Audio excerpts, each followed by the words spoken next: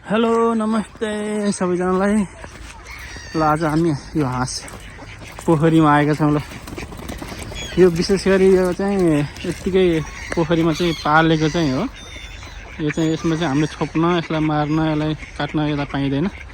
जस यहीँ पालेको छन्, यत्तिकै छोडिदिने हो यो पोखरीमा। यहीँ बस्छन्, यहीँको यतै घर बनाउँछन्, यस्तै बच्चा बनाउँछन् यतै, अनि यही पोखरीमै बस्ने यिनीको घरै यही हो।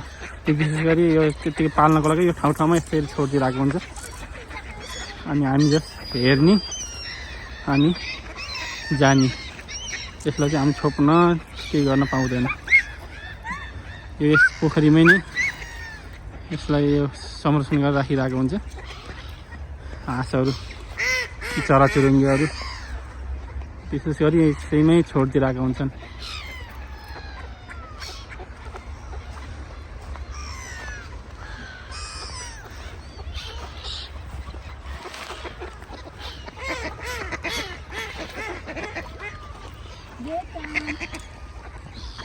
यता चाहिँ चिसो हिउँले सर्लक्कै ढाकेको छ है। बाहिर भाग चाहिँ यो चाहिँ यहाँ चाहिँ पोखरीमा चाहिँ हाँसहरू, अनि यिनीको घरै यही हो। यिनी सबैजना यहीँ बस्छन्, यहीँ खान्छन्, यहीँ सुत्छन्। यो सबैजनाको वासस्थान यही हो। यो यत्तिकै पालेका छन्, यसलाई चाहिँ छोप्न केही गर्न पाउँदैन हामीले है त। ल ब्युटिफुल नेचर।